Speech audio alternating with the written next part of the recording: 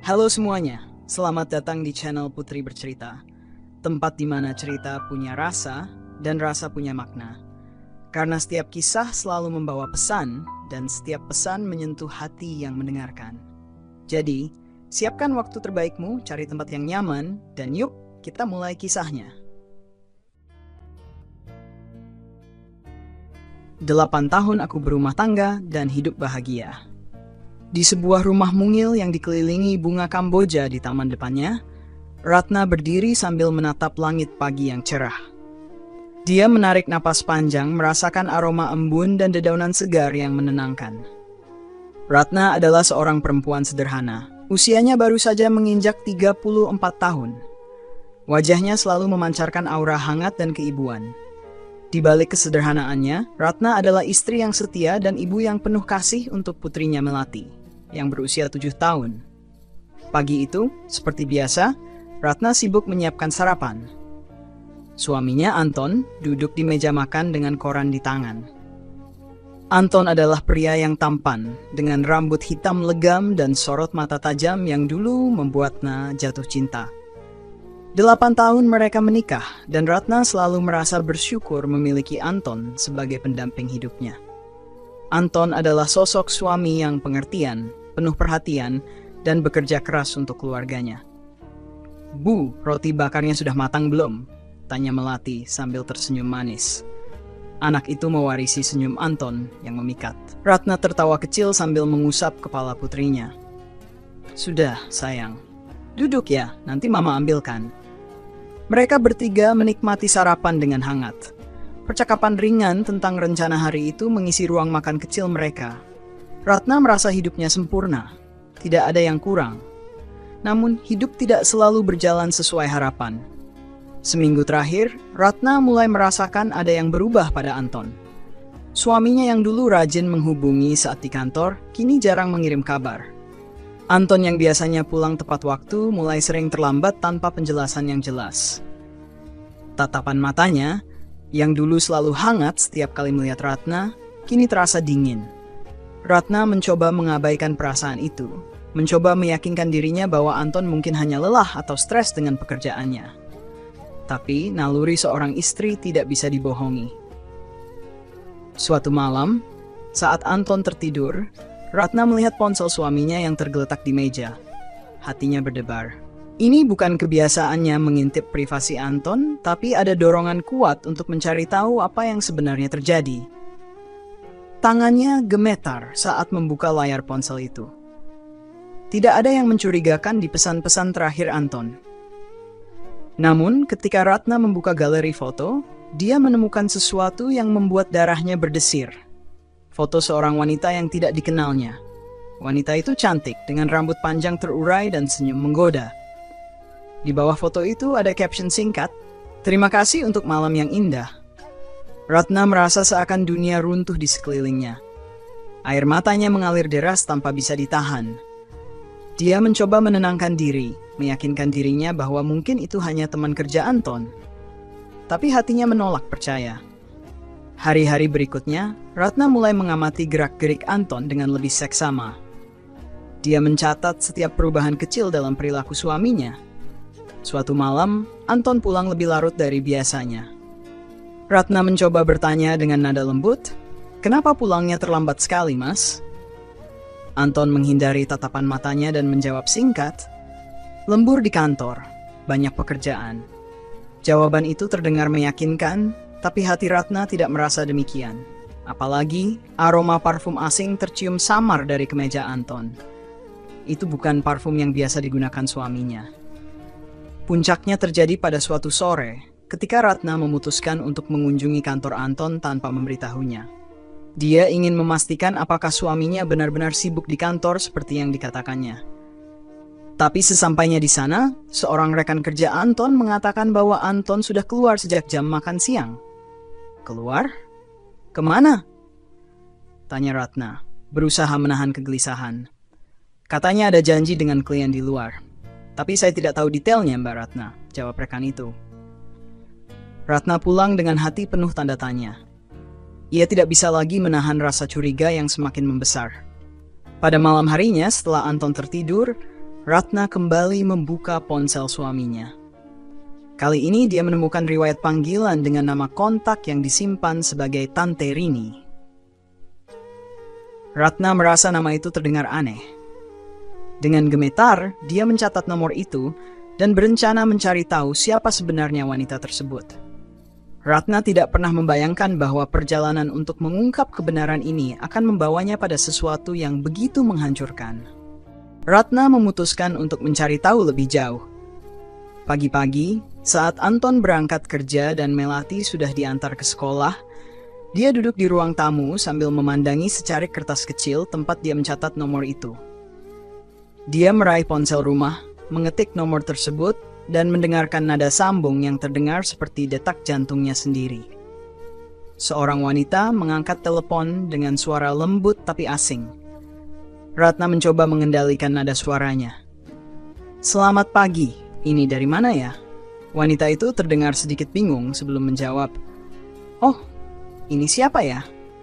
"Saya Rini." Ratna langsung merasa ada yang janggal. Dia mengakhiri panggilan tanpa berkata lebih banyak. Nama itu memang cocok dengan yang tertera di kontak Anton. Dia memikirkan bagaimana caranya mencari tahu lebih jauh tanpa menimbulkan kecurigaan. Hari itu, dia berjanji pada dirinya sendiri bahwa dia akan mengikuti instingnya sampai menemukan jawaban. Keesokan harinya, Ratna mengambil langkah berani. Dia sengaja meminta Anton untuk meminjamkan mobil dengan alasan mengantar Melati ke acara sekolah. Setelah memastikan Anton masuk ke kantornya, Ratna kembali ke rumah dan menunggu hingga siang. Tepat jam makan siang, dia memarkir mobil di seberang kantor suaminya. Mengawasi dari kejauhan, dia melihat Anton keluar dari pintu depan. Jantungnya berdegup kencang saat melihat suaminya tidak sendirian. Seorang wanita berpakaian rapi dengan rambut panjang ikut bersamanya. Ratna mengenali wajah itu dari foto di ponsel Anton. Dia menunggu hingga keduanya masuk ke dalam sebuah mobil. Dengan hati-hati, Ratna mengikuti dari jarak yang cukup jauh. Mobil itu berhenti di depan sebuah rumah yang tampak asri namun sederhana. Anton dan wanita itu turun, berjalan masuk tanpa ragu. Ratna mengamati dari dalam mobilnya, mencoba mengumpulkan keberanian untuk mendekat. Dia memilih untuk tidak bertindak gegabah. Ratna mengambil foto rumah itu sebagai bukti, lalu pergi sebelum ada yang menyadari kehadirannya. Sepanjang perjalanan pulang, pikiran Ratna bercampur aduk. Ada rasa sakit yang begitu menusuk, namun juga dorongan untuk tetap tenang. Dia harus memikirkan langkah selanjutnya dengan hati-hati. Di rumah dia mengunci diri di kamar dan menangis tanpa suara. Pikirannya terus berputar, mencoba memahami mengapa Anton, yang selama ini begitu dia percayai bisa mengkhianatinya. Hari-hari berikutnya, Ratna semakin sering menyusun strategi untuk memastikan dugaannya. Dia mulai mencatat pola waktu Anton. Kapan dia pulang terlambat, kapan dia tampak tergesa-gesa. Dia juga diam-diam menyimpan bukti-bukti kecil yang dia kumpulkan, seperti foto rumah itu dan riwayat panggilan di ponsel Anton. Namun Ratna masih belum menemukan keberanian untuk menghadapi Anton langsung. Dia tahu jika dia salah langkah, semuanya bisa berantakan. Tapi di hatinya, dia merasa waktu semakin mendesaknya untuk bertindak. Ratna tahu bahwa kebenaran akan selalu datang pada waktunya, tetapi dia tidak akan membiarkan semuanya berlalu begitu saja. Ratna bangun lebih pagi dari biasanya. Ia sengaja mengatur semuanya agar Melati siap lebih awal untuk sekolah, sehingga ia punya waktu luang. Pikirannya terus disibukkan oleh bayangan rumah yang ia ikuti kemarin. Hatinya masih terasa berat, tapi tekadnya semakin kuat. Ia mengantarkan Melati ke sekolah, lalu segera pulang, mengganti pakaian, dan berangkat menuju rumah itu lagi. Saat tiba, suasana sekitar tampak sepi. Ratna memarkir mobil agak jauh, lalu berjalan mendekat dengan hati-hati. Ia tidak ingin terlihat mencurigakan oleh tetangga sekitar. Rumah itu bercat putih, dengan pagar sederhana. Tidak ada tanda-tanda kehidupan di dalamnya, tapi instingnya berkata bahwa ia harus menunggu. Ia berdiri di seberang jalan, memperhatikan gerbang rumah itu dengan cermat. Beberapa saat kemudian, seorang wanita muncul dari pintu. Ratna mengenalinya sebagai wanita yang bersama Anton kemarin. Wanita itu mengenakan baju kasual, memegang ponsel di satu tangan dan sebuah kantong plastik di tangan lainnya. Ratna bersembunyi di balik pohon besar agar tidak terlihat. Wanita itu berjalan keluar, mengunci pintu, dan pergi dengan mobilnya. Setelah memastikan suasana benar-benar sepi, Ratna mendekati rumah itu. Ia berdiri di depan pagar, memperhatikan lebih dekat. Jantungnya berdebar kencang. Ia merasa setiap langkah yang ia ambil membawa lebih banyak rasa sakit. Namun, ia terus maju. Pintu pagar terkunci, tapi ia tidak berniat masuk. Ia hanya ingin mengamati lebih jauh. Ratna memutuskan untuk mencari informasi tentang wanita itu. Ia mengambil foto mobilnya tadi, termasuk nomor platnya. Sepulangnya ke rumah, ia mulai mencari-cari cara untuk mendapatkan informasi. Ia tidak tahu harus mulai dari mana, tapi ia mencoba menghubungi seorang teman lama Rina yang bekerja dengan administrasi sebuah instansi pemerintah. "Rin, aku butuh bantuan." Suara Ratna terdengar gemetar ketika Rina mengangkat telepon. "Bantuan apa, Nah? Suaramu kok terdengar lemah begitu?" "Aku tidak bisa cerita banyak sekarang. Aku cuma mau tahu kalau aku kasih nomor plat mobil, bisa nggak kamu cari tahu nama pemiliknya?" "Plat mobil? Memangnya kenapa?" Ratna menghela napas. Ia tahu Rina pasti akan bertanya-tanya. "Aku cuma perlu tahu, Rin. Penting sekali untukku." Setelah beberapa saat ragu, Rina akhirnya setuju membantu. Ratna mengirim foto plat nomor itu, lalu menunggu dengan cemas. Tak sampai 1 jam, Rina menghubunginya kembali dengan informasi yang membuat perut Ratna terasa mual. Nama pemilik mobil itu adalah Rini Pratiwi. Nama yang sama dengan kontak di ponsel Anton. Ratna merasa dadanya sesak. Ia sudah menduga, tapi kini semuanya semakin jelas. Ia mengucapkan terima kasih kepada Rina, lalu menutup telepon. Tangannya gemetar saat meletakkan ponsel di meja. Bayangan wajah wanita itu terus menghantuinya. Malam harinya, Ratna mencoba bersikap seperti biasa saat Anton pulang. Ia menyiapkan makan malam seperti biasanya, meski tangannya terasa berat. Anton tampak lelah, tapi tetap duduk di meja makan tanpa banyak bicara. Ratna memperhatikan setiap gerak-geriknya. Ia ingin tahu apakah Anton akan menunjukkan tanda-tanda kebohongan lagi malam itu. "Mas, besok kamu ada acara lembur lagi?" tanya Ratna sambil berusaha terdengar santai. Anton mengangguk tanpa menoleh. "Iya, banyak laporan yang harus diselesaikan. Kenapa?" "Enggak, cuma tanya saja. Kalau kamu pulang larut, aku mau nitip sesuatu nanti." Anton hanya menggumam tanpa benar-benar mendengarkan. Ratna menahan napas, mencoba menenangkan dirinya. Ia tahu konfrontasi tidak akan menyelesaikan apa-apa sekarang. Ia membutuhkan bukti lebih jelas, sesuatu yang tidak bisa dibantah. Keesokan harinya, Ratna kembali ke rumah wanita itu. Ia memarkir mobil lebih jauh kali ini, berjalan kaki untuk memastikan tidak ada yang memperhatikan.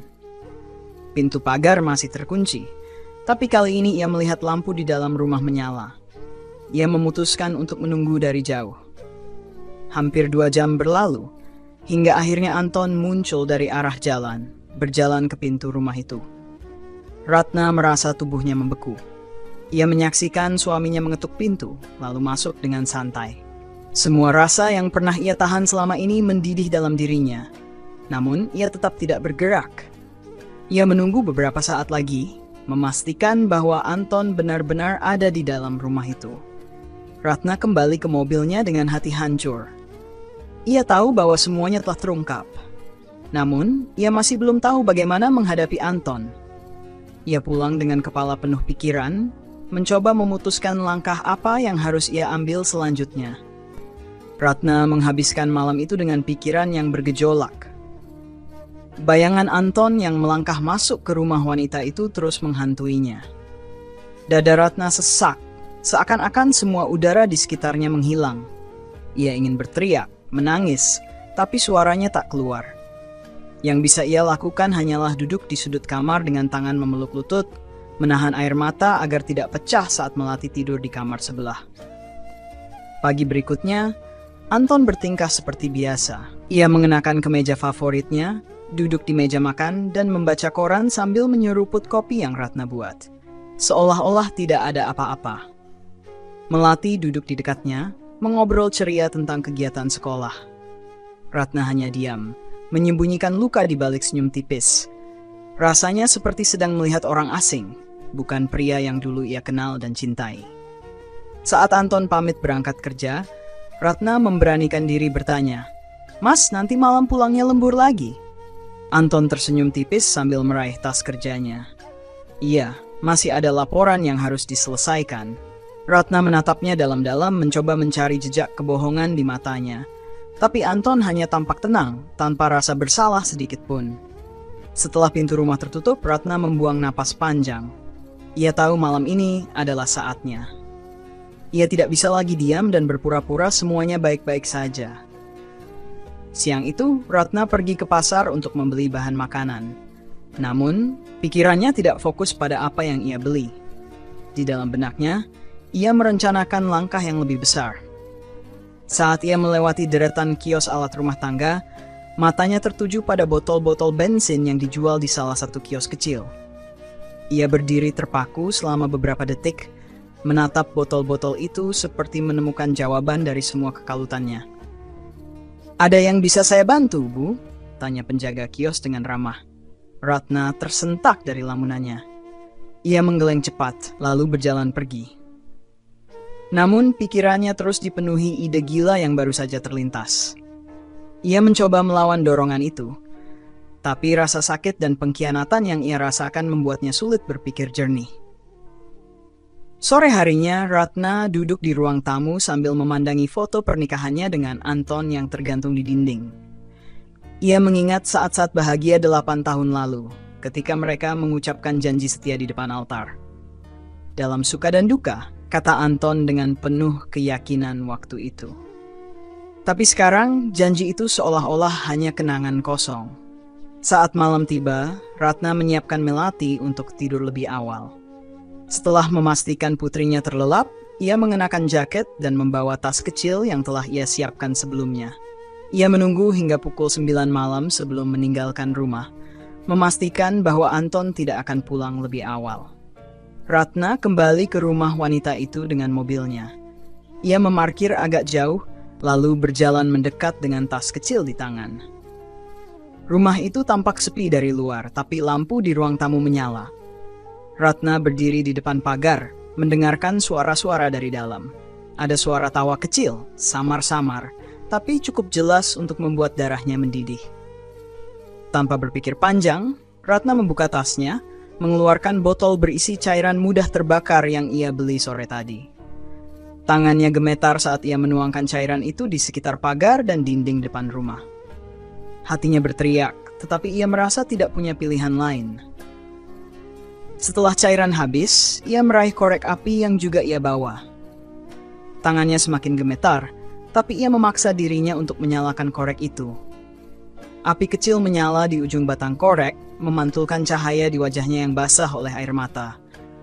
Dengan satu gerakan tegas, ia melemparkan korek itu ke cairan yang sudah ia siramkan. Api langsung menyambar menjalar cepat ke dinding dan pagar. Ratna mundur beberapa langkah, menyaksikan api itu membesar.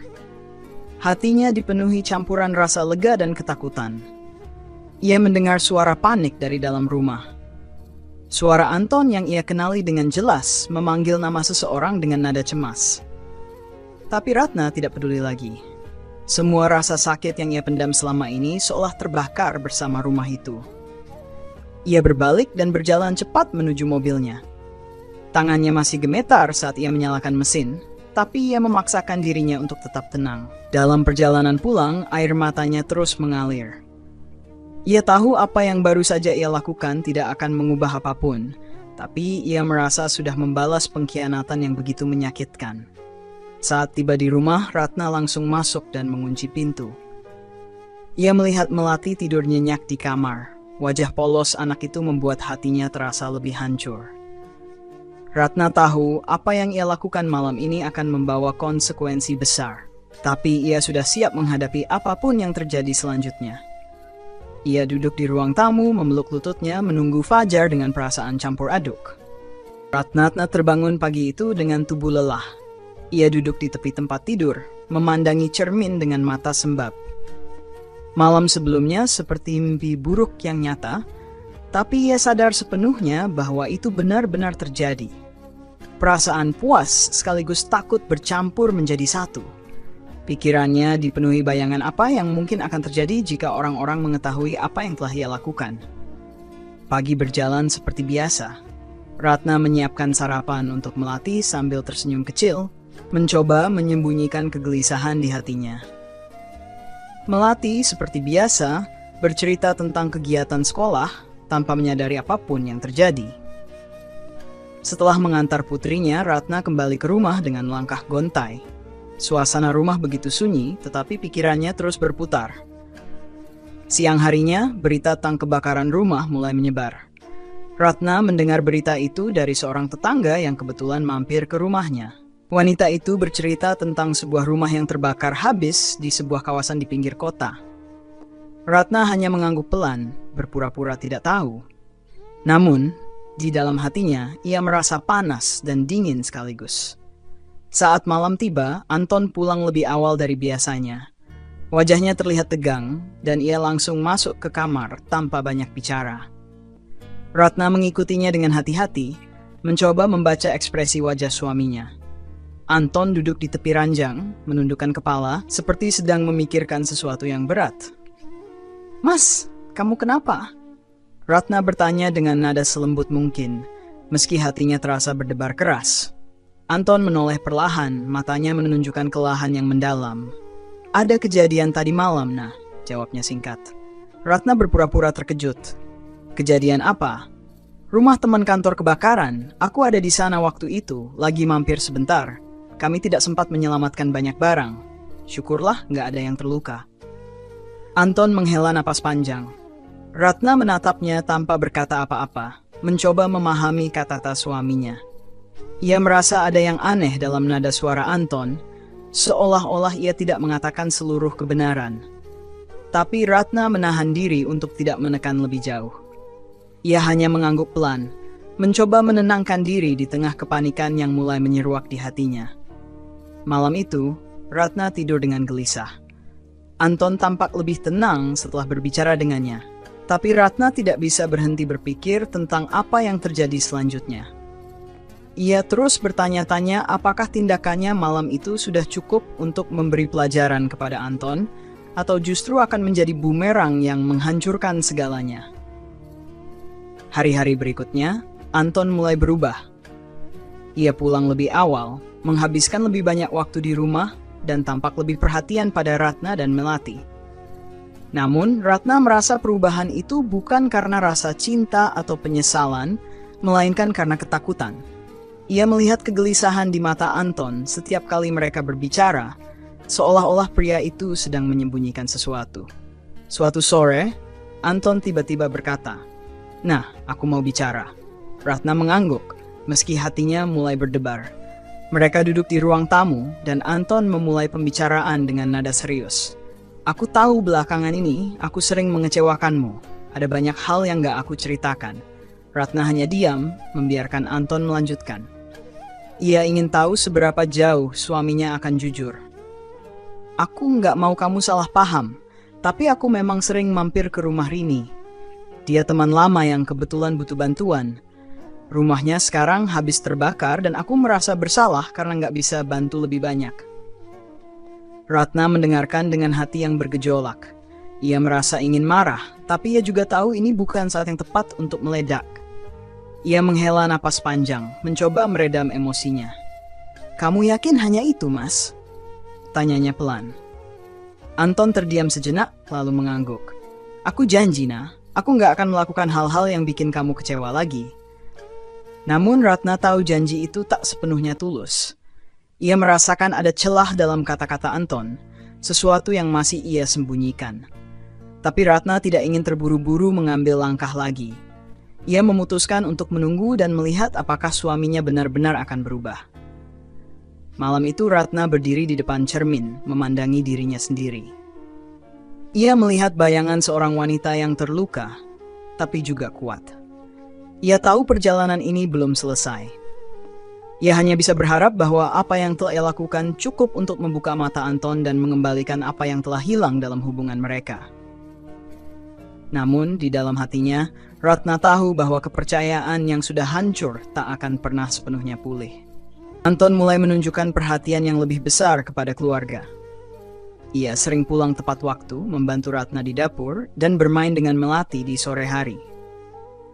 Bagi orang luar, ia tampak seperti suami dan ayah yang sempurna. Namun, Ratna merasa ada sesuatu yang janggal. Perubahan ini terasa dipaksakan, seolah-olah Anton sedang berusaha menutupi sesuatu. Setiap kali mereka berbicara, ada jeda di antara kata-kata Anton yang membuat Ratna semakin curiga. Suaminya mungkin sudah lebih berhati-hati, tapi Ratna tahu bahwa orang yang pernah berbohong akan selalu meninggalkan celah kecil untuk terbaca. Ia mulai mengamati Anton dengan lebih teliti, mencatat setiap kebiasaan baru yang muncul. Suatu malam, ketika Anton sudah tertidur, Ratna mengambil ponselnya yang tergeletak di meja samping ranjang. Tangannya gemetar saat membuka layar, tapi ia memberanikan diri untuk memeriksa pesan-pesan terbaru. Chat dengan nama Rini masih ada, meskipun Anton tampaknya sudah menghapus banyak percakapan sebelumnya. Ia menemukan satu pesan yang membuatnya membeku. "Terima kasih sudah datang lagi tadi.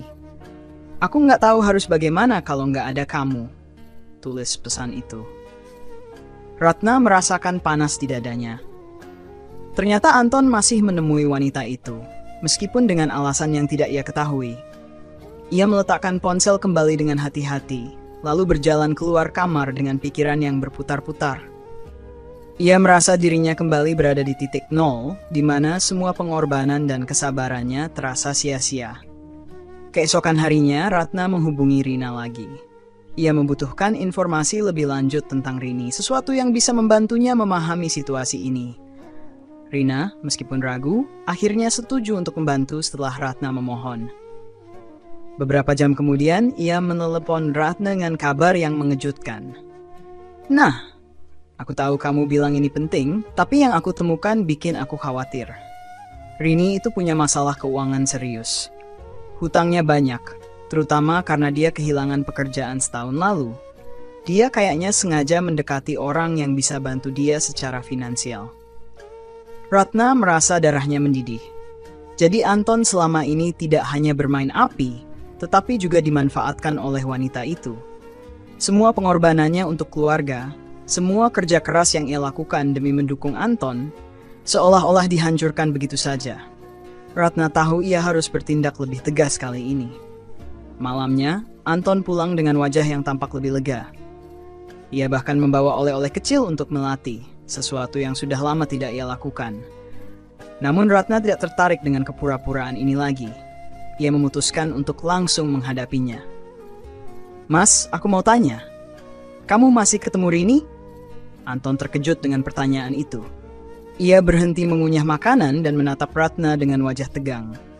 "Aku cuma bantu dia, nah." Dia kesulitan. "Kesulitan apa?"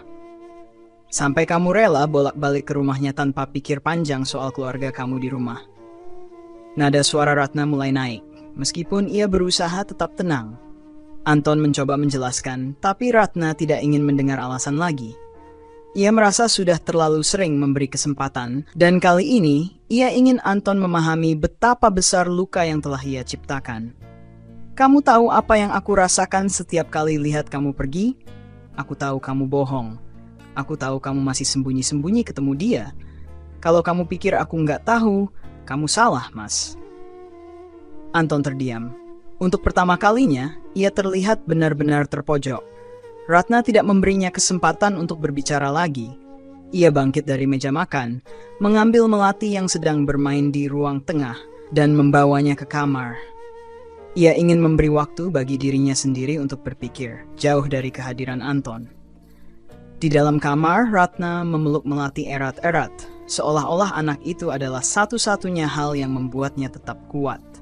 Malam semakin larut, tapi Ratna tidak bisa memejamkan mata. Ia duduk di sudut kamar dengan pandangan kosong, memikirkan langkah apa yang harus diambil selanjutnya. Ia tahu konfrontasi dengan Anton barusan tidak akan menyelesaikan masalah. Pria itu mungkin merasa bersalah, tetapi rasa bersalah saja tidak cukup untuk membangun kembali kepercayaan yang telah runtuh. Tiba-tiba, suara pintu kamar terbuka perlahan.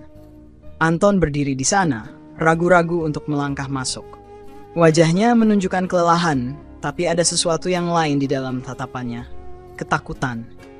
Ia menutup pintu pelan, lalu berjalan mendekati Ratna. Aku tahu kamu marah, Nah. Aku tahu aku salah. Tapi aku benar-benar cuma bantu dia. Gak ada apa-apa di antara kami, katanya dengan suara pelan. Ratna mendongak, menatap Anton dengan mata yang dingin. Kamu pikir aku bisa percaya lagi sama kamu? Aku sudah cukup memberi kesempatan. Tapi apa yang kamu lakukan? Kamu tetap memilih dia. Anton menghela napas panjang, mencoba menyusun kata-kata. Aku nggak pernah pilih dia. Aku pilih kamu, Ratna. Selalu kamu. Aku cuma nggak bisa lihat orang kesulitan tanpa bantu. Kesulitan apa? Suara Ratna meninggi. Kamu pikir aku bodoh? Aku tahu dia bukan sekadar teman yang kamu bantu. Kalau memang nggak ada apa-apa, kenapa kamu sembunyi-sembunyi? Kenapa kamu nggak cerita dari awal? Anton terdiam. Ia tahu Ratna benar. Kebohongan-kebohongan kecilnya selama ini kini menjadi beban besar yang sulit ia jelaskan. Tapi sebelum ia sempat menjawab, suara ponselnya berdering dari saku celana. Anton tampak panik mencoba menghentikan nada deringnya. Namun, Ratna lebih cepat. Ia meraih ponsel itu menatap layar yang menunjukkan nama Rini. Ratna menatap Anton dengan tatapan tajam, lalu menjawab panggilan itu. Halo? Ada keheningan di ujung telepon sebelum suara seorang wanita terdengar. Mas Anton, tolong, aku butuh bantuan. Ada orang yang ngancam aku. Aku nggak tahu harus gimana. Ratna merasakan darahnya berdesir. Wanita itu tidak menyadari siapa yang sedang berbicara dengannya. Ia menahan diri, berusaha tetap tenang. Kamu pikir Mas Anton bisa terus bantu kamu? Kamu pikir dia bakal selamanya ada buat kamu? Suara di ujung telepon terdengar bingung. Ini siapa? Ini istri Mas Anton, dan aku saranin kamu berhenti cari dia. Jangan sampai aku yang cari kamu langsung. Kata Ratna sebelum menutup telepon dengan tegas. Ia melempar ponsel Anton ke atas meja menatap suaminya yang berdiri terpaku. Sudah cukup, Mas. Aku nggak akan biarkan ini terus terjadi. Kalau kamu masih pilih dia, aku akan pergi dari rumah ini. Aku nggak peduli lagi, kata Ratna dengan suara yang tegas, meskipun hatinya terasa remuk. Anton terlihat kebingungan, seperti ingin menjelaskan, tapi tidak tahu harus berkata apa. Ratna tidak menunggunya untuk berbicara lagi. Ia masuk ke kamar Melati, mengunci pintu dan membiarkan Anton sendirian di ruang tamu. Malam itu terasa begitu panjang bagi mereka berdua. Pagi harinya, Ratna memutuskan untuk mengambil langkah nyata. Ia menghubungi seorang pengacara yang direkomendasikan oleh Rina. Meskipun hatinya berat, ia merasa ini adalah satu-satunya cara untuk melindungi dirinya dan Melati. Ia tidak ingin hidup dalam bayang-bayang pengkhianatan lagi. Namun, sebelum ia sempat melangkah lebih jauh, sebuah kabar mengejutkan datang. Rini ditemukan di rumah kontrakannya dalam kondisi panik. Polisi menduga ada seseorang yang mengancam keselamatannya. Nama Anton disebut sebagai salah satu orang yang sering berkunjung ke sana. Berita ini membuat Ratna semakin yakin bahwa Anton terlibat lebih jauh dari yang ia duga. Sore itu, Anton pulang dengan wajah penuh kecemasan. Nah, aku tahu kamu nggak percaya aku, tapi aku harus cerita semuanya, katanya dengan suara berat. Ratna hanya menatapnya dingin. Apalagi yang kamu sembunyikan? Anton menarik napas panjang, lalu mulai bercerita. Rini memang punya banyak masalah.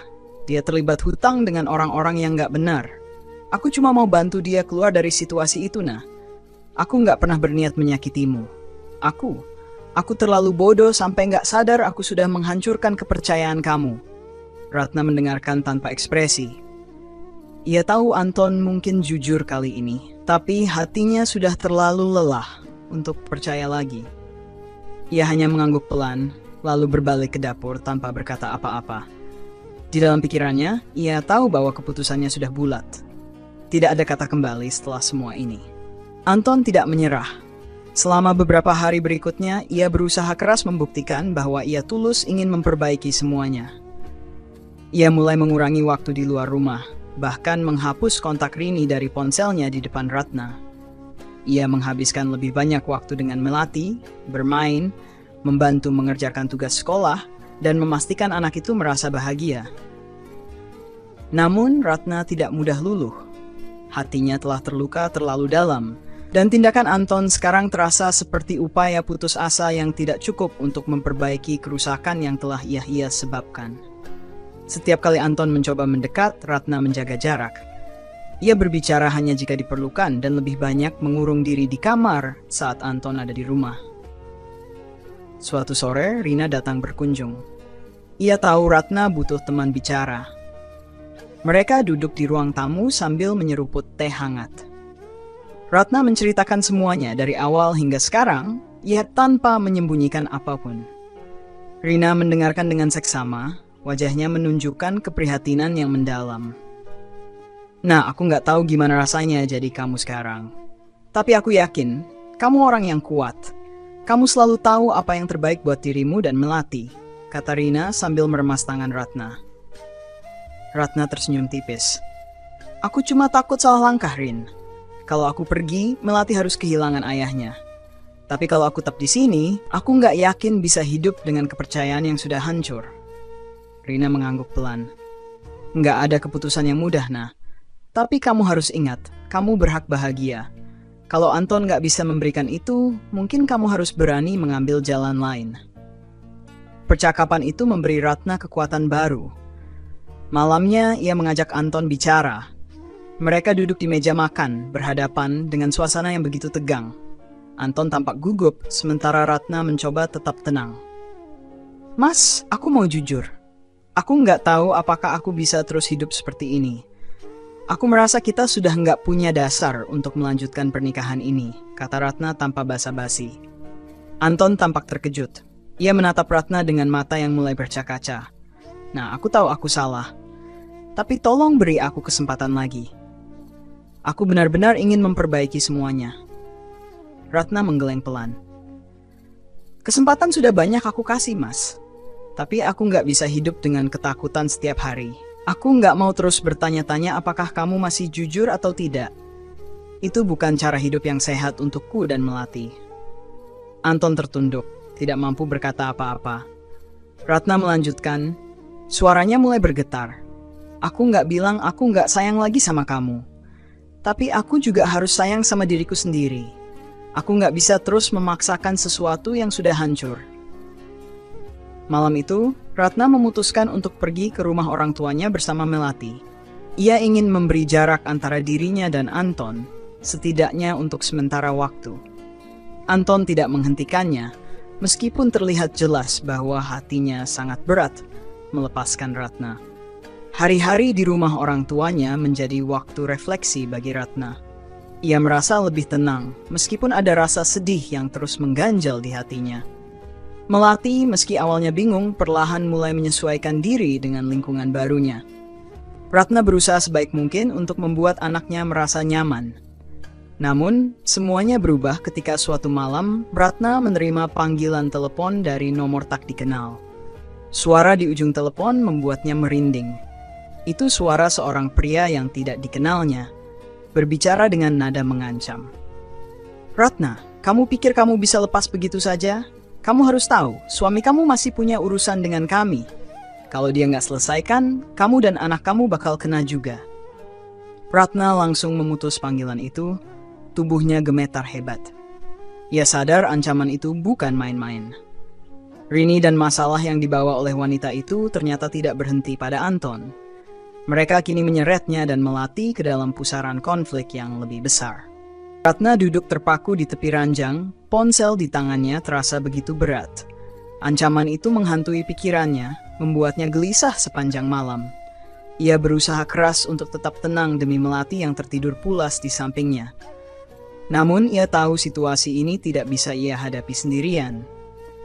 Keesokan harinya, Ratna memutuskan untuk menghubungi Anton. Meski rasa kecewa dan marah masih menguasai hatinya, ia harus memastikan keselamatan dirinya dan Melati. Ketika Anton mengangkat telepon, suaranya terdengar kaget mendengar Ratna menghubunginya. Ada apa, Nah? Tanya Anton dengan nada cemas. Mas, aku dapat telepon semalam. Orang itu bilang kalau kamu masih punya urusan yang belum selesai, dan mereka ancam aku sama Melati, kata Ratna dengan nada bergetar. Anton terdiam beberapa saat sebelum menjawab. Aku tahu siapa yang kamu maksud. Mereka orang-orang yang ada hubungannya sama Rini.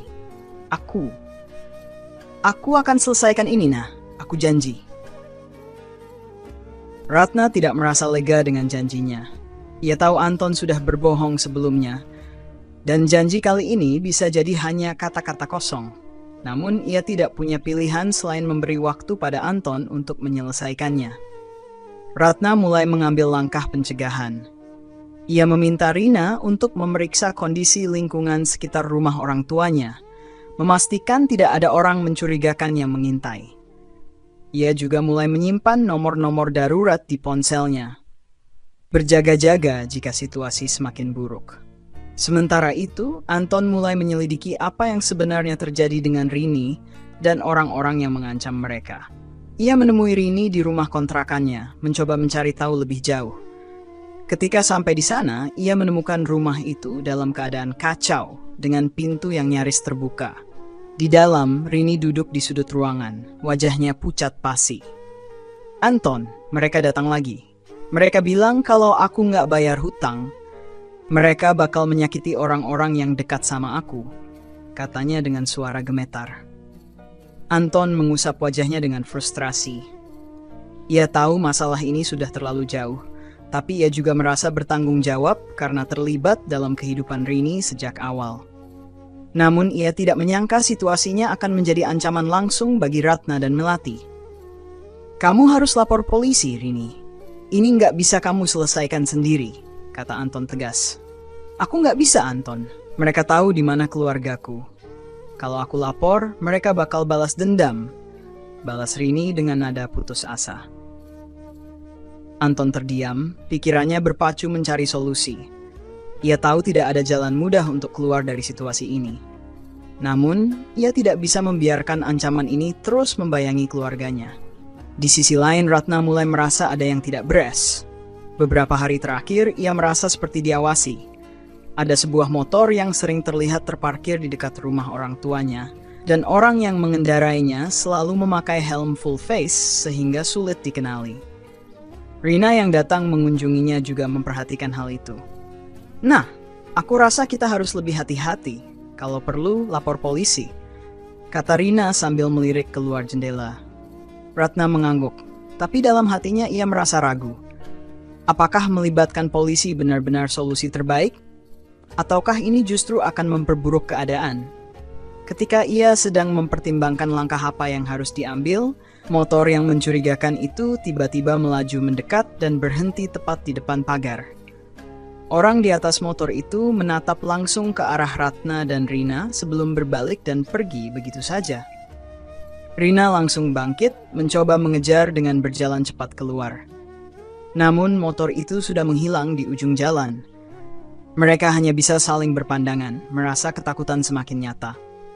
Sore itu Anton menelepon Ratna. Suaranya terdengar terburu-buru dan serius. Nah, aku butuh kamu pergi ke tempat yang lebih aman. Aku tahu ini berat, tapi mereka tahu di mana kamu sekarang. Ratna marah. Kamu yang bikin semua ini terjadi. Kamu yang bawa masalah ini ke dalam hidup kita. Dan sekarang kamu minta aku lari. Aku tahu aku salah, nah.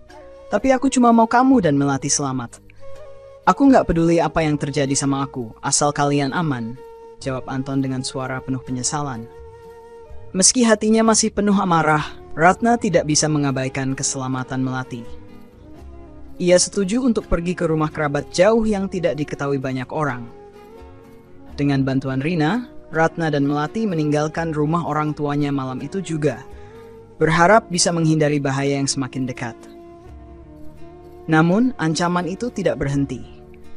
Anton menerima pesan singkat dari nomor tak dikenal yang berbunyi, "Keluargamu nggak akan aman. Kamu tahu apa yang harus kamu lakukan?" Anton menatap layar ponselnya dengan napas yang semakin berat. Pesan itu adalah ultimatum yang jelas. Ia tahu orang-orang ini tidak main-main. Mereka sudah berani mengancam Ratna dan Melati, dan sekarang mereka semakin mendesaknya. Ia mencoba menghubungi salah satu dari mereka melalui nomor yang pernah digunakan, tetapi panggilan itu tidak pernah dijawab. Hanya pesan singkat lain yang masuk. Datang ke tempat biasa, bawa yang kami minta, atau semua orang yang kamu sayangi akan menderita. Anton tahu tempat biasa yang dimaksud adalah gudang kosong di pinggiran kota, tempat ia pernah bertemu orang-orang itu sebelumnya. Namun, ia tidak membawa apapun yang mereka minta, karena ia tidak tahu pasti apa yang sebenarnya mereka inginkan darinya. Ia merasa terjebak dalam situasi yang semakin tidak terkendali. Malam itu, Anton memutuskan untuk datang ke lokasi tersebut, meskipun tanpa rencana yang jelas. Ia merasa tidak punya pilihan lain selain menghadapi mereka dan mencoba menyelesaikan masalah ini sekali untuk selamanya. Dengan tangan gemetar, ia menyetir ke gudang tua itu, membayangkan semua kemungkinan buruk yang bisa terjadi. Saat tiba di sana, tempat itu gelap dan hanya diterangi oleh lampu-lampu redup dari kendaraan yang terparkir di dekatnya. 3 pria berbadan besar sudah menunggunya, berdiri dengan sikap mengintimidasi. Salah satu dari mereka, yang tampaknya pemimpin, maju mendekat dengan senyum dingin. "Kamu akhirnya datang," katanya dengan suara rendah. "Tapi kenapa kosong? Di mana uangnya?" Anton bingung. "Uang? Aku nggak tahu apa yang kalian maksud. Aku cuma mau tahu kenapa kalian mengancam istri dan anakku." Pria itu tertawa kecil, sinis. "Jangan pura-pura bodoh, Anton. Kamu tahu Rini punya hutang besar sama kami. Dan dia bilang kamu akan bantu dia lunasi. Jadi sekarang tanggung jawab itu ada di pundakmu." Anton menggertakkan giginya. Ia tahu Rini berada dalam masalah, tapi ia tidak pernah menduga sebesar ini. "Aku nggak pernah janji apa-apa. Kalau kalian mau uang, kenapa nggak langsung ke dia?" "Karena dia nggak punya apa-apa lagi untuk diberikan." Pria itu menjawab dengan tajam. "Tapi kamu punya keluarga yang bisa jadi jaminan kalau kamu nggak mau bayar." Kata-kata itu membuat Anton semakin marah dan takut. Ia mencoba berpikir cepat. "Dengar, aku nggak punya uang sebanyak itu sekarang. Tapi aku bisa cari cara untuk membayarnya. Asal kalian jangan ganggu keluargaku." Pria itu mengangkat alis, tampak tertarik dengan tawaran Anton. "Berapa lama waktu yang kamu butuhkan?" 2 minggu, jawab Anton tanpa berpikir panjang, berharap mereka akan menerimanya. Pria itu mengangguk pelan. "Baik, tapi kalau dalam 2 minggu kamu nggak bisa memenuhi janji, kami akan datang. Dan kami nggak akan datang dengan tangan kosong." Anton menelan ludah, merasa lega sekaligus takut. Ia tahu waktu 2 minggu itu seperti bom waktu yang terus berdetak. Ia pulang ke rumah dengan perasaan kacau, mencoba menyusun rencana untuk mendapatkan uang sebesar itu. Namun dalam benaknya ia tahu tidak ada jalan mudah untuk keluar dari situasi ini.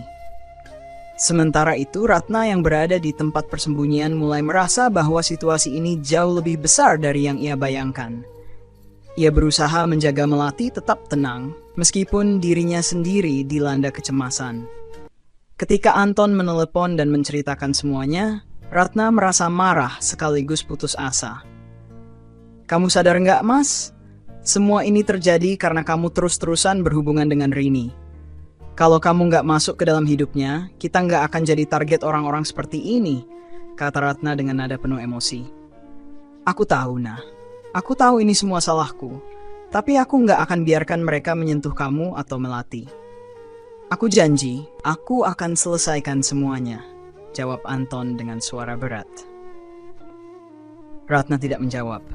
Ia hanya memutus panggilan itu dan duduk termenung, memikirkan apa yang harus ia lakukan. Ia merasa tidak bisa hanya bergantung pada Anton. Ia harus mengambil langkah untuk melindungi dirinya dan Melati. Beberapa hari kemudian, sesuatu yang tidak terduga terjadi. Rina menerima pesan dari nomor tak dikenal yang memberitahunya bahwa seseorang melihat pria mencurigakan berkeliaran di sekitar tempat persembunyian Ratna. Rina segera memberitahu Ratna dan mereka memutuskan untuk melapor ke polisi. Namun polisi hanya bisa memberikan pengawasan sementara karena tidak ada bukti konkret bahwa ancaman itu nyata. Ketegangan semakin memuncak ketika malam itu, suara ketukan keras di pintu mengagetkan Ratna. Ia mendekati pintu dengan hati-hati, mencoba mengintip melalui celah jendela. Ada seorang pria berdiri di luar, wajahnya tidak dikenalnya. Pria itu berteriak, "Ratna, keluarlah, aku cuma mau bicara." Ratna mundur dengan panik, memeluk Melati yang sudah bangun dan menangis ketakutan. Ia segera menghubungi Rina yang datang bersama beberapa tetangga untuk mengusir pria itu. Namun, sebelum mereka tiba, pria itu sudah pergi. Kejadian ini semakin mempertegas bahwa ancaman itu tidak bisa diabaikan. Di tempat lain, Anton bekerja siang dan malam mencari cara untuk mengumpulkan uang yang diminta. Ia bahkan menjual beberapa barang berharganya termasuk motor kesayangannya untuk menutupi sebagian hutang. Namun, jumlah yang ia kumpulkan masih jauh dari cukup. Waktu terus berjalan dan 2 minggu yang dijanjikan semakin dekat. Saat batas waktu hampir habis, Anton menerima panggilan lain dari pria yang mengancamnya. Suaranya terdengar dingin. "Kamu nggak akan bisa kabur dari kami, Anton. Kami tahu di mana keluargamu. Kalau kamu nggak bayar, kamu tahu apa yang akan terjadi." Anton tahu tidak ada lagi ruang untuk kompromi. Ia harus bertindak cepat atau semuanya akan hancur. Anton menatap layar ponselnya, jantungnya berdebar cepat. Pesan yang baru saja masuk itu mengguncang hatinya. Setiap kata yang tertulis dalam pesan itu seolah seperti sebuah ancaman yang tak bisa ia abaikan. "Kamu tidak akan bisa kabur, Anton. Kami tahu di mana keluargamu. Jika kamu tidak membayar, akan ada konsekuensinya." Rasa cemas memenuhi pikirannya. Ia sudah berusaha mengumpulkan uang yang diminta, namun jumlahnya masih jauh dari harapan. Waktu yang diberikan semakin dekat, dan ia tahu betul bahwa hidup keluarganya bergantung pada keberhasilannya untuk menyelesaikan masalah ini. Malam itu, Anton memutuskan untuk pergi ke tempat yang disebutkan dalam pesan tersebut. Tempat yang sudah ia kenal dengan baik, sebuah gudang tua di pinggiran kota. Tempat yang mengingatkannya pada kenangan pahit yang kini harus ia hadapi sekali lagi. Ia merasa seolah terjebak dalam lingkaran yang semakin sempit, tak tahu apa lagi yang bisa ia lakukan untuk melindungi orang-orang yang ia cintai. Setibanya di sana, suasana terasa semakin mencekam. Gudang itu tampak gelap, hanya diterangi oleh beberapa cahaya redup dari kendaraan yang terparkir di sekitarnya. Ia bisa melihat beberapa pria besar berdiri di pintu gudang, menunggunya dengan tatapan penuh tantangan. Pria yang tampak seperti pemimpin mereka mendekat dengan langkah tenang. "Akhirnya, kamu datang," katanya dengan nada rendah, menyeringai. "Tapi apakah kamu membawa apa yang kami minta?" Anton berusaha menjaga ketenangannya meskipun hatinya terasa semakin cemas. "Saya tidak tahu apa yang kalian maksud. Saya hanya ingin tahu kenapa kalian mengancam keluarga saya." Pria itu tertawa kecil, seolah mengejek pertanyaan Anton. "Kamu tahu betul apa yang kami inginkan. Rini berhutang banyak pada kami, dan kami yakin kamu yang akan membayar hutangnya." Anton merasakan tubuhnya kaku, seolah terhimpit oleh kata-kata itu. Ia berusaha mengendalikan emosinya. "Saya tidak berhutang apa-apa pada kalian. Jika ini tentang Rini, saya tidak bisa membantu." "Jangan berpura-pura tidak mengerti," kata pria itu dengan nada tajam. "Kami tidak peduli dengan alasanmu. Jika kamu tidak bisa membayar, kami akan ambil sesuatu yang lebih berharga." Mendengar itu, Anton merasa seolah dunia seketika berhenti berputar. "Apa maksud kalian?" ia bertanya, berusaha menahan ketegangan yang semakin meningkat. "Anak dan istrimu," jawab pria itu dengan suara datar. "Jika kamu tidak memenuhi permintaan kami, mereka akan menjadi korban berikutnya." Anton merasa darahnya mendidih mendengar ancaman itu. Selama ini ia selalu berusaha melindungi keluarganya, namun kini ia merasa seperti kehilangan kontrol atas segala hal. "Kalian tidak akan bisa menyentuh mereka. Saya akan lakukan apa saja untuk melindungi keluarga saya," katanya dengan suara tegas, meskipun hati dan pikirannya penuh ketakutan. Pria itu hanya tersenyum dingin. "Kamu bisa saja mencoba melindungi mereka, Anton. Tapi ini bukan urusanmu lagi. Pilihannya ada di tanganmu sekarang. Jika kamu tidak memenuhi permintaan kami, kamu akan menyesal." Anton merasa terpojok. Ia tahu situasi ini sangat berbahaya, dan jika ia tidak bertindak cepat, semuanya akan menjadi lebih buruk. Namun, ia juga tahu bahwa ia tidak bisa membiarkan keluarganya menjadi sasaran. "Saya tidak akan membiarkan kalian menyakiti mereka," kata Anton dengan suara rendah, namun penuh tekad. Pria itu tertawa pelan, lalu melangkah mundur. "Kita lihat saja nanti," ujarnya sebelum memerintahkan anak buahnya untuk mundur. Anton berdiri terpaku beberapa saat, merasakan ketegangan yang menyesakkan. Ia tahu bahwa ini bukan akhir dari masalahnya, melainkan baru awal dari sebuah pertarungan besar yang harus ia hadapi. Ketika ia kembali ke rumah, rasa cemas semakin membebani pikirannya. Ia segera menghubungi Ratna, memberitahunya apa yang baru saja terjadi, dan memperingatkan agar mereka lebih berhati-hati. Ratna yang mendengar cerita itu langsung merasa cemas, meskipun ia berusaha untuk tetap tenang demi Melati. "Tapi Mas, apa yang harus kita lakukan? Kita tidak bisa hanya diam," kata Ratna dengan nada khawatir. Anton terdiam sejenak, berpikir keras. "Aku akan coba cari cara untuk melunasi semua ini. Aku akan cari uang yang mereka minta, entah bagaimana caranya. Tapi, kamu dan Melati harus tetap aman. Jangan kemana-mana dulu." Ratna mengangguk, meskipun hatinya penuh kekhawatiran. Ia tahu bahwa Anton sudah berusaha keras untuk menyelesaikan masalah ini, namun ia juga merasa tidak tenang dengan situasi yang semakin memburuk. Beberapa hari berlalu, dan meskipun Anton bekerja siang malam untuk mengumpulkan uang, ia merasa tidak ada jalan keluar. Ia bahkan terpaksa menjual barang-barang berharganya, namun tetap saja jumlah yang ia dapatkan masih jauh dari yang mereka minta. Waktu yang diberikan semakin mendekat, dan Anton merasa semakin terdesak. Pada malam terakhir sebelum batas waktu yang ditentukan, Anton mendapat kabar buruk. Polisi menginformasikan bahwa mereka tidak dapat memberikan perlindungan lebih lanjut karena tidak ada bukti yang cukup untuk melakukan penangkapan. Ini berarti bahwa Anton harus menghadapi masalah ini sendirian. Ratna yang mendengar kabar itu mulai merasa putus asa. Ia tidak ingin menyerah, tetapi ia juga tidak tahu lagi apa yang harus dilakukan untuk membantu Anton. Malam itu ia memutuskan untuk pergi menemui Anton. Ia tidak bisa tinggal diam lagi. Ia ingin berada di sisinya untuk mendukungnya, apapun yang terjadi. Saat Ratna tiba di tempat pertemuan, suasana tampak sangat mencekam. Hatinya berdegup kencang dan ia merasa ketakutan yang luar biasa. Ia melihat Anton sedang berbicara dengan pria-pria yang mengancam mereka. Sesaat kemudian, salah satu pria mendekati Ratna dengan tatapan tajam. "Kenapa kamu di sini?" Pria itu bertanya dengan suara keras, tampaknya marah. Ratna merasa takut, namun ia mencoba tetap tenang. "Saya hanya ingin memastikan bahwa keluarga saya aman," jawabnya dengan suara tegas meskipun gemetar. Pria itu mengangguk pelan dan melihat bagaimana Ratna berdiri di sana dengan keberanian. "Kamu pikir dengan datang ke sini, kamu bisa mengubah keputusan kami?" katanya dengan suara dingin. "Keluarga kalian sudah terjebak dalam permainan yang lebih besar dari yang kalian kira." Anton langsung berdiri di antara mereka, mencoba melindungi Ratna.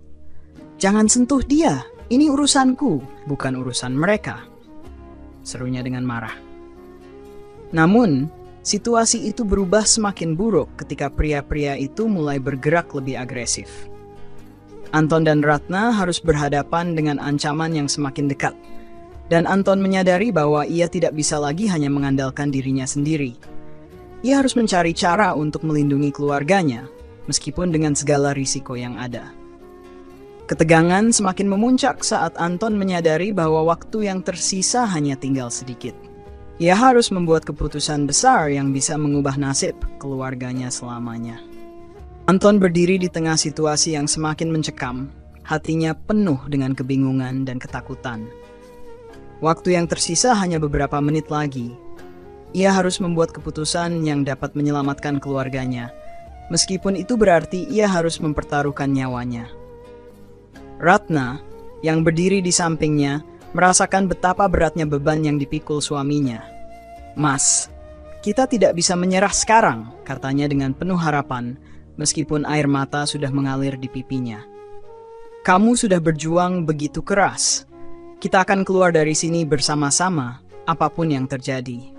Anton menatap wajah Ratna, merasakan betapa besar cintanya kepada wanita ini. Melihatnya begitu kuat meskipun berada dalam situasi yang penuh bahaya, membuat hatinya semakin mantap. Ia tidak akan membiarkan mereka terluka lebih lanjut. Dengan sekuat tenaga, Anton berbalik dan berhadapan dengan pria yang memimpin kelompok itu. Jika kalian ingin menghancurkan kami, lakukan saja. Tapi aku tidak akan mundur. Aku akan berjuang untuk keluarga ini. Kalau kamu mau terus mengancam, aku siap menghadapi semuanya. Pria itu menatap Anton dengan pandangan tajam, tapi ada keteguhan dalam sikap Anton yang membuatnya sedikit ragu. Kamu pikir kami takut? Pria itu berkata, namun suaranya tidak sekeras tadi. Kamu sudah terlambat. Kami tidak akan mundur, Anton. Pilihannya sudah jelas. Namun sebelum sesuatu yang buruk terjadi, terdengar suara sirene polisi dari kejauhan. Polisi yang telah mereka hubungi sebelumnya akhirnya datang untuk membantu. Tiba-tiba, suasana berubah. Para pria yang mengancam mereka mulai mundur, dan ketegangan yang semula menghantui rumah itu perlahan menghilang. Anton merasa tubuhnya lemas, seolah-olah beban berat yang selama ini ia pikul akhirnya bisa ia lepaskan. Ia memeluk Ratna dengan erat. Kita berhasil, Nah. Kita berhasil keluar dari ini hidup-hidup. Katanya dengan suara serak. Ratna menangis, merasakan kelegaan yang luar biasa. Terima kasih, Mas. Aku tahu kamu pasti bisa. Aku tidak tahu apa yang akan terjadi jika kamu tidak ada di sini. Namun, Anton tidak ingin berhenti hanya dengan selamat dari ancaman. Ia tahu bahwa setelah ini, ia dan keluarganya harus menghadapi kenyataan yang lebih besar. Meskipun mereka berhasil keluar dari situasi berbahaya ini, hidup mereka tidak akan pernah sama lagi. Setelah beberapa minggu berlalu, Anton memutuskan untuk berbicara dengan Ratna. Mereka duduk bersama di ruang keluarga, jauh dari hiruk-pikuk yang selama ini menekan hidup mereka. Nah, Anton mulai. Kita telah melalui banyak hal. Aku tahu kita sudah menderita, dan aku merasa bersalah karena sudah membawa kalian ke dalam masalah seperti ini. Tapi aku janji, aku akan memperbaiki semuanya. Kita akan mulai dari awal lagi. Aku akan bekerja keras agar kita bisa hidup lebih tenang dan jauh dari masalah seperti ini. Ratna menggenggam tangan Anton dengan lembut.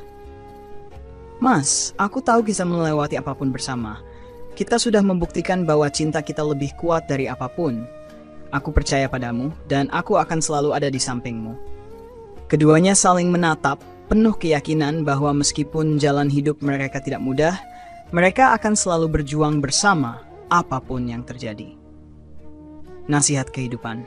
Kadang-kadang, kita dihadapkan pada pilihan yang sulit dan situasi yang tampaknya tanpa jalan keluar. Namun, keberanian untuk terus berjuang, walaupun tampaknya mustahil, adalah kunci untuk melewati cobaan. Kekuatan terbesar kita seringkali datang dari orang-orang yang kita cintai dan dari tekad kita untuk melindungi mereka. Tidak ada yang lebih penting dari keluarga dan cinta yang tulus. Dan setiap tantangan yang datang bisa dilalui jika kita saling mendukung dan tetap tegar dalam menghadapi kenyataan. Terima kasih telah membaca cerita ini. Semoga cerita ini dapat memberikan inspirasi dan kekuatan bagi Anda untuk menghadapi tantangan dalam hidup. Ingat, tidak ada yang tak mungkin selama kita berani berjuang dan tidak pernah menyerah. Salam hangat.